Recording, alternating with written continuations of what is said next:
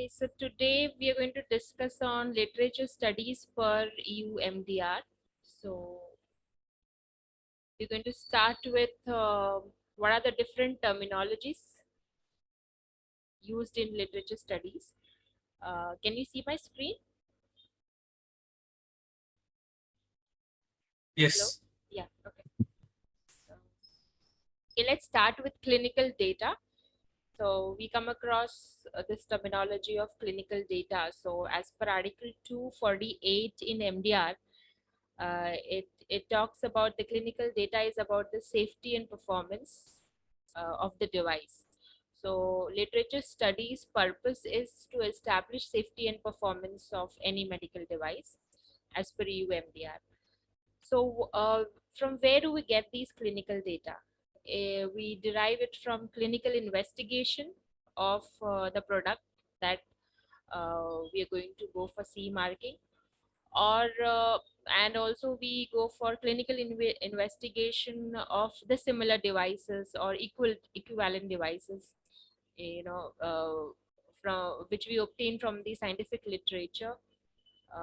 So we can collect the data from different scientific literatures, which has clinical investigations of the similar devices. And yeah, there are different reports which are published in peer-reviewed scientific literature, uh, you know, based on the clinical experience of the product or the equivalent product. So we can collect the data from there. Then any relevant clinical data that we obtain from post-market surveillance. So that would include PMCF studies. So these are the different sources of clinical data. I'll repeat: clinical investigation of the device, clinical investigation of the similar device, then peer-reviewed scientific literatures, and PMCF studies. So PMCF studies are the studies which are performed on the device which is already CE marked and which is available in the market. So these are the different sources of clinical data in order to obtain or in order to establish and demonstrate the safety and performance of the product for which we are going for CE marking. Now coming to clinical evaluation, now as per Article 61 in EU MDR, bullet number 3, clinical evaluation should have methodological sound procedure. So a critical evaluation of relevant scientific literature which is available with respect to safety and performance, design characteristics, intended purpose of the device. So wherein the following conditions are satisfied. So it is demonstrated that the device subject to clinical evaluation for the intended purpose is equivalent to the device to which the data relates. So this is as per section 3 of Annex 14. So Annex 14 talks about clinical evaluation. Article 61 talks about clinical evaluation. So the basic purpose of clinical evaluation is to demonstrate safety and performance, for which we try to collect the clinical evidence. So those clinical evidence is getting generated by these different articles, different literatures, from where we can derive a lot of outcome parameters and a lot of you know useful stuff from that that relates to safety and performance. So if you talk about performance, you'll come across a lot of preclinical testings, uh, you know on humans, or a software simulation, or the different examples for preclinical testing. So we can collect those data also for demonstrating the performance, by taking or extracting the different parameters from there, and trying to establish the statistical significance and clinical significance. So those are the different examples what we can take, and we can generate the clinical evidence. So this is these data what we collect is to demonstrate the compliance with relevant GSPR requirements. So for clinical evaluation, we generally go for GSPR clause number 1 and 8. So one talks about performance. Yeah, both talk about performance and safety. So we have to comply with clause number 1 and 8 of GSPR to demonstrate the performance and safety of the device. Now, as we have already discussed about preclinical and clinical data. So what, when you talk about preclinical data, what does that mean? Preclinical data is all the testing that you perform on the device, before you you start working on MDR also. So basically, as per Annex 2 technical documentation, um, bullet number 6.1a. So the results of the tests. So what is preclinical data? They are all the testing reports that we have, which is performed in laboratory, or it's a simulated use. The simulated use means you'll have a simulation software. Is there any question? Okay, so animal tests. So these are the different tests that you perform on the device before you start working on MDR. So all these tests, if the device clears all these tests and they are within the tolerance, all the values are within the tolerance limits, and they are compliant with the requirement, then we go ahead for the technical documentation. So evaluation of published literature which is applicable to the device, taking into account its intended purpose or to similar devices regarding the preclinical safety of the device and its conformity with the specifications. So as I said, all these tests that we perform has to be compliant with the specifications that we are going to provide to the customers. It has to be as per the intended purpose. Preclinical data is basically evaluation of all those published test results that we have for different devices. It can be similar, equivalent, or it can be your own product. So we're going to collect all those data, all those literatures, which is going to talk about the preclinical testing methods. So, sometimes we also come across different risks when these testing are done. There are certain side effects that have been observed. So, you can take or you can extract those side effects as the risks for your device, which can be either you perform, you take certain control measures to eliminate those risks, or if it's a residual risk, you can show it in your IFU. So, even by these preclinical studies, or by these different tests, uh, you can demonstrate the safety and performance and compliance with all the required specifications. As per Annex 3 technical documentation on post-market surveillance 1.1a clause, so it talks about the PMS plan, which addresses the collection and utilization of all the information. So it's relevant specialist or technical literature databases or registers. So again, when you're talking about the clinical data, you can take it from different adverse event databases, or you have registries. If you're looking for clinical trials, WHO and the clinical trials website.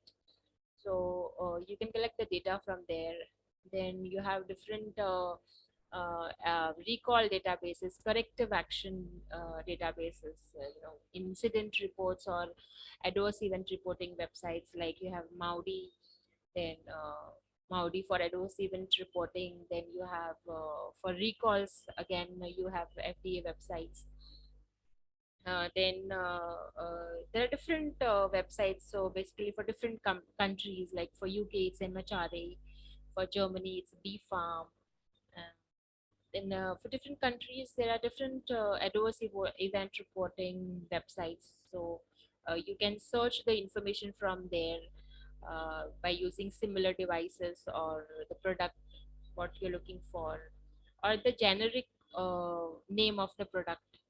You can put, and you can search for the data for whatever duration you want, last 5 years, 10 years, 15 years. So from all these different websites also you get a lot of information about regarding the performance and safety.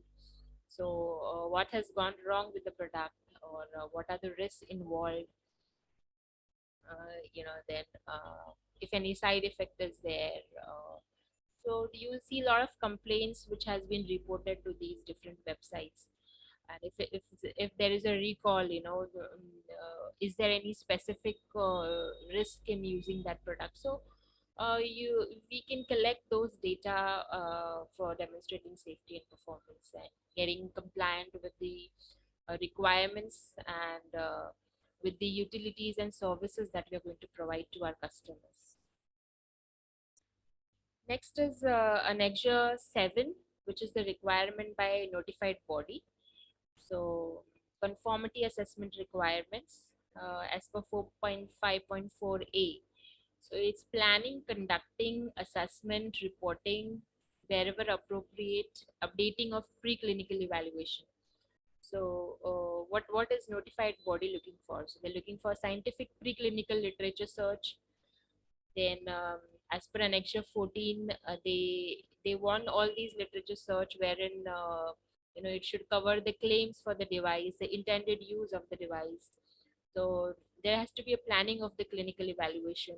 Then you need to mention the methodology for literature search, what methodology you're using. The Pico is generally the used ones.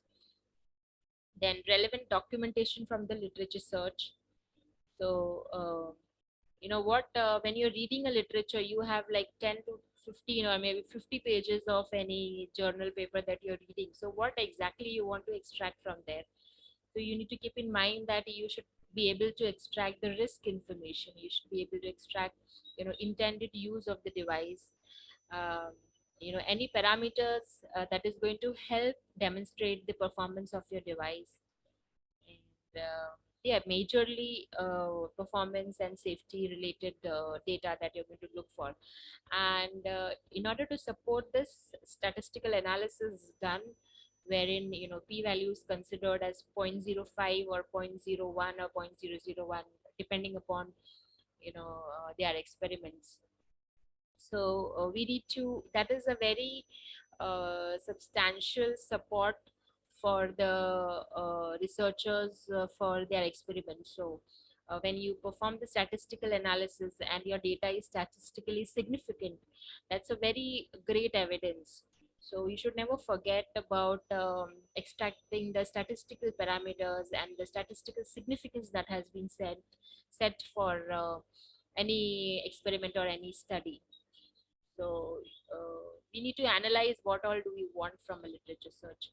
So any clinical investigation performed, so notified body also, whenever you have a new product in the market, you also call it de novo. So so you got to go for the clinical investigation, generally for high risk devices, class 2B and 3. Sometimes class 2A also, or clinical investigation is required. So you got to design clinical Hi, investigation. Dr. Reema. Yeah.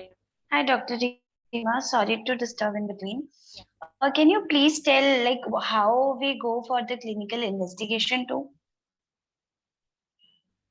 Clinical investigation, there is MDCG guideline for that, and there are certain procedures that you need to follow for your product. So clinical investigation, you first of all you need to have an ethical committee from where you got to take the permission that you're performing these experiments, on animal, humans. You got to get the written signed consent. Uh, Please mute yourself. ఇప్పుడు There's చూడు mummy కంట yeah, please mute yourself. Yeah, I'm getting a lot of noise. Thank you. So when you want to do a clinical investigation, you have to draft your protocol. So you need to have your clinical investigation plan, that how many subjects you're going to target for, and you have to pay to those subjects for performing any research. So you have to work on that. And then for statistical analysis, you need to have at least 40 subjects, or not 40, then at least 20, in order to establish the evidence, because more the number of Uh, subjects, better is the evidence but for your research. isn't it the case in the pharmaceutical? Like we can have subjects trial of medicines over subjects, but how we are going to proceed in medical devices? Is it the same? I don't know about the drugs, because I'm from a medical device background, so I can tell you more about medical device. So, this is the I way wanted we, to know about medical only. Yeah. yeah. So this is how we Okay. proceed. So you need to have that ethical committee report. They are permission from them. You need to have that letter, and then you can proceed for your studies. And while proceeding for the studies, what are the findings that you're going to report it in clinical investigation report. You need to have a very strong statistical analysis as well for the whatever data that you have collected. You got to analyze statistically, and you're going to report that in your clinical investigation report. So these are the different what do you call you know mindsets, and these are the different points that you got to keep in your mind before you start with the clinical investigation. I think I've Okay. given you a Thank you, vague Dr. Ray. idea. Yeah. Yeah, Yeah. was I able to explain you? Okay. So next is, Actually, I was yeah. I yes, was yes. asked this question somewhere, so I was not aware of. That's why I asked you. Yeah, no, it's good. Uh, I'm open to can you please questions. tell what MDCG guidelines do we follow for this? Uh, I'm not quite sure. You got to search it on MDCG website, but there is an Okay, MDCG okay, okay, guidance sure, for sure. that. Yeah, Okay, okay, fine. Thank you. yeah, you're welcome. Next is validity of equivalence claimed in relation to the other devices. So if you are demonstrating equivalence, so there are different clinical evaluation routes. So one of the evaluation route is when you're stating the equivalence. So you got to sign a contract with the company where for which you're defining the equivalence, or you're claiming the equivalence. So once you sign their contract, you should have access to all their test reports. So if you go as per this route, you can avoid preclinical testing, because since it's an equivalent device and all technical, biological, and clinical characteristics are same. So what you can do is you can take their preclinical testing reports, and you can mention that you have done the clinical evaluation by equivalence. So that is one of the method. And then for post market surveillance, you got to do PMCF studies. So when you're doing a clinical evaluation, you need to have PMCF studies. Then you also need to have a clinical evaluation report. Or if you're not performing PMCF study, or you're not performing clinical investigation, you at least need to write down the justification that it's a low risk device, or it's available in the market for a long time, for more than 20 years, hence clinical investigation or PMCF studies are not required. So depending upon the status of the risk, of risk nature of your device, you got to justify that, whether clinical investigation or PMCF is required or not. Then as per clause 4.10 of EUMDR, uh, the notified body shall, if listed as part of the conditions for certification, so they want you to do in-depth review of clinical evaluation. Uh, so that will be the latest. So you will of course go for the latest articles based on the PMCF study, or you have clinical literature which is relevant to the condition which is being treated with the device, or on a clinical literature which is relevant to similar device. So these are the requirements from the notified body, what actually they look for. So we need to identify the clinical data which is relevant to the device with respect to intended purpose, or if there are any gaps in clinical evidence throughout the scientific literature review. Then once we identify, so basically we start with scoping or planning of the clinical evaluation. Then we identify the pertinent data, and then we appraise those pertinent data. So all the data that we collect may not be useful, so we will have certain criteria set, based on which we can appraise all those clinical data. And then based on that data, we can have a design clinical investigation, or a clinical development plan, where we can address our issues or any residual risks which are there. And we can analyze all these relevant clinical data to conclude that our device has conformance with all the requirements of GSPR for performance and safety, which also includes its clinical benefits. So it is very essential for a legal manufacturer to define their clinical benefits. Uh, so clinical benefits are the benefits, which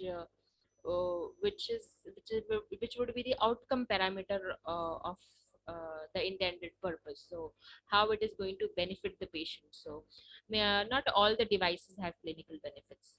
So whenever any device has clinical benefits, it is also one of the most important parameter for literature search, wherein you can search with the clinical benefits, and you can find those literatures to support, or to generate the clinical evidence for your product.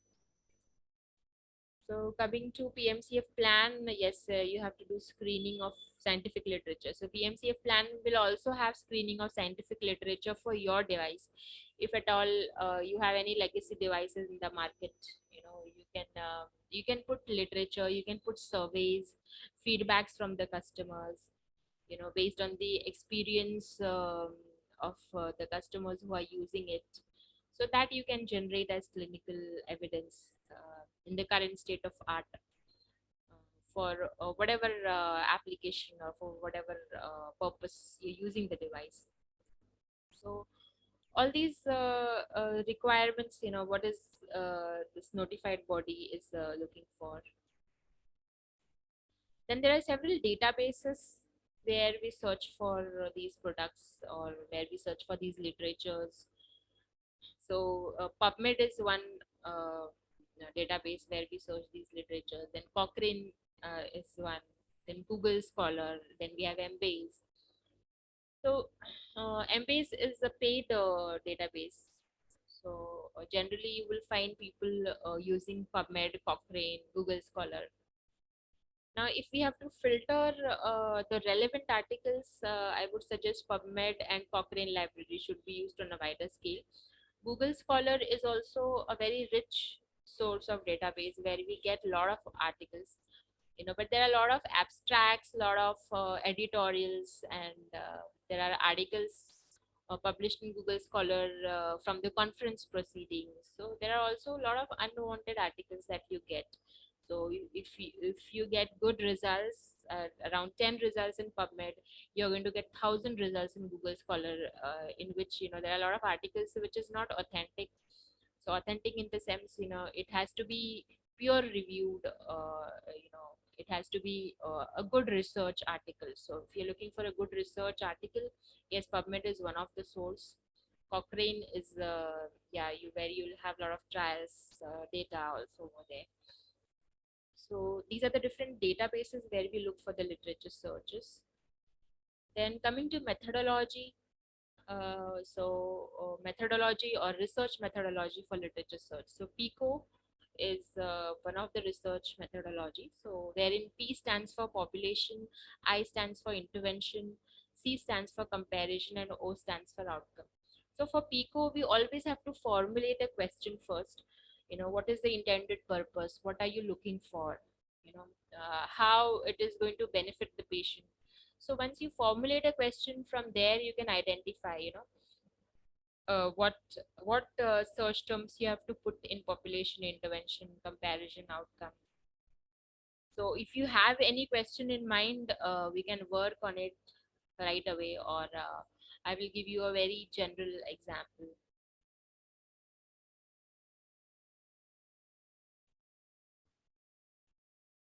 Oh, I think we just have 10 minutes.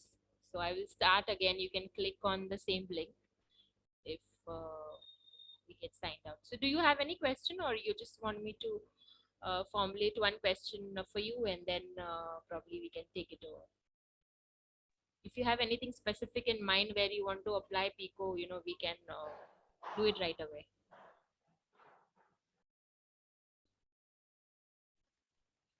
Okay, so We shall apply. We shall apply in just. Could you give an example, live example, okay. for considering any device? Okay, so I'll give you a very general example. Like, say I've worked on dental implants, so I can talk about dental implants. So dental implants, they are used for tooth restoration. For edentulous patients. So edentulous patients are the patients who have their missing tooth, you know. So in order to fix it permanently, we fix a dental implant, and then you can have denture or crown on that. So dental implants is permanently fixed in the patient. So let's say we'll formulate a question on dental implants used for teeth restoration for edentulous patients. So let's work on this. So now, what is the population? What do you think the population would be there? So edentulous patients are the patients who have their missing teeth or missing tooth. So they are, of course, the adult population.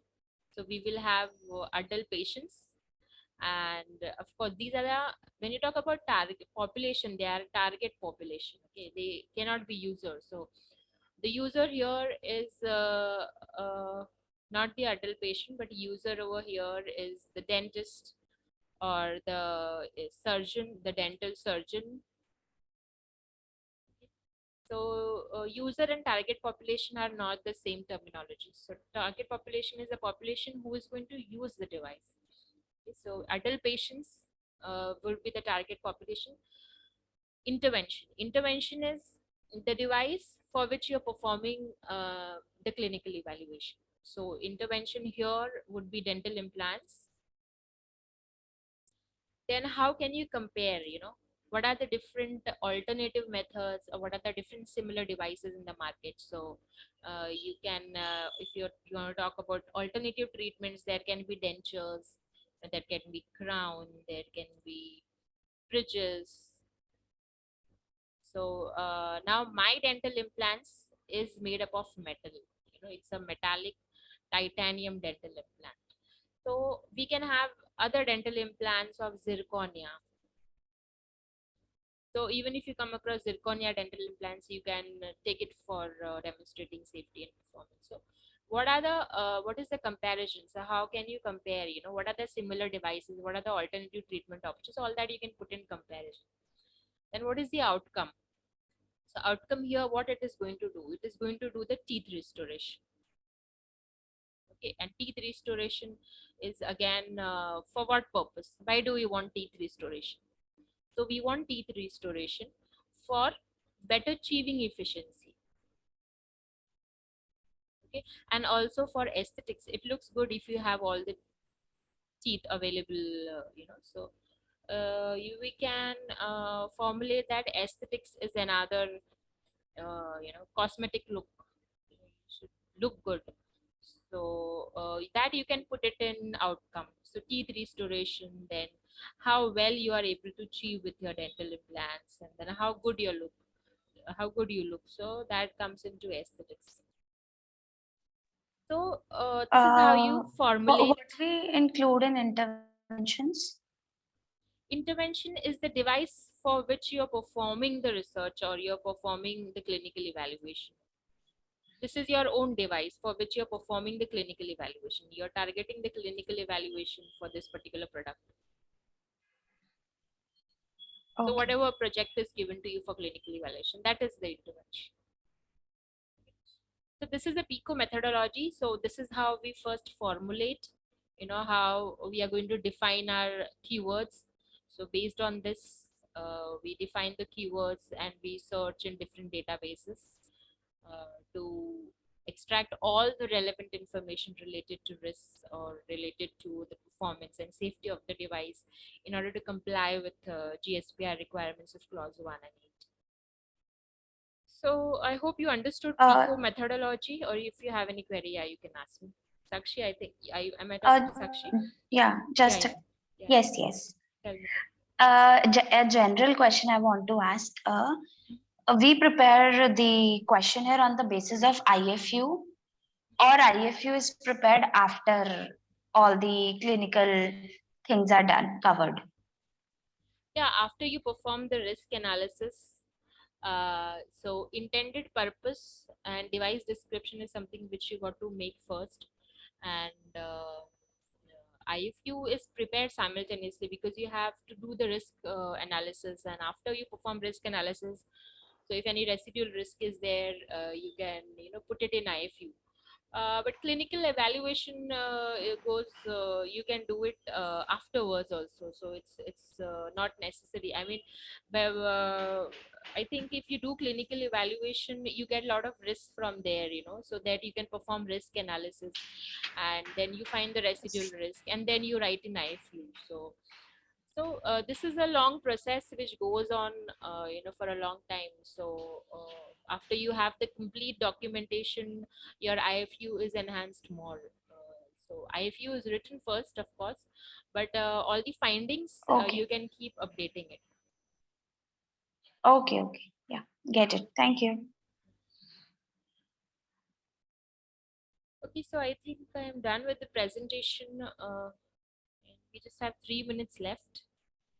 So do you want me to show the databases how we go for, or do you want to discuss or share your information on how you use, what are the different databases used apart from the data that we have? Yeah.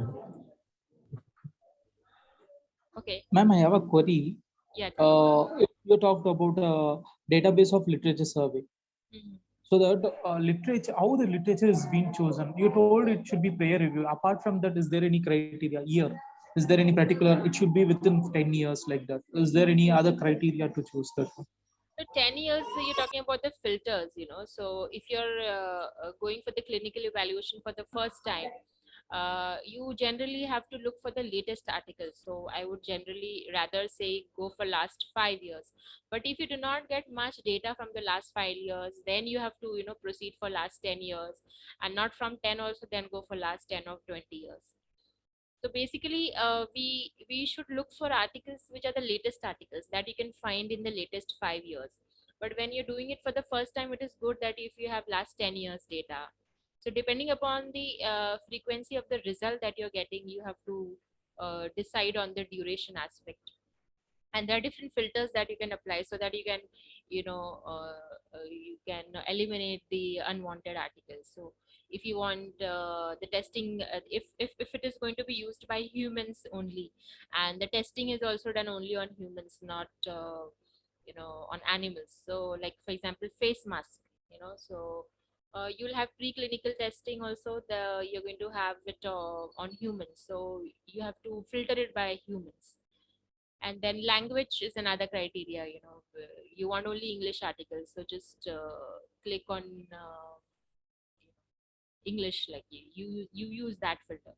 So based on that, your keyword search, based on keyword search also, you can use and or parameters, and you can filter your articles basically to get the relevant article.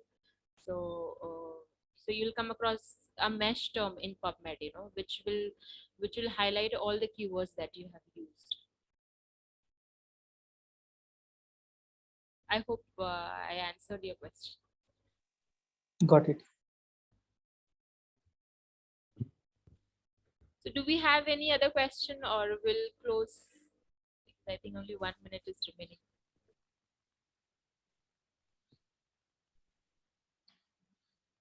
It was a very good presentation, Dr. Rima. Thank you. Yeah, I tried my best to explain it to you, to transfer the information to you. I hope I have reached you all. Yes, Dr. Rima. Okay, then thank you and have a nice weekend.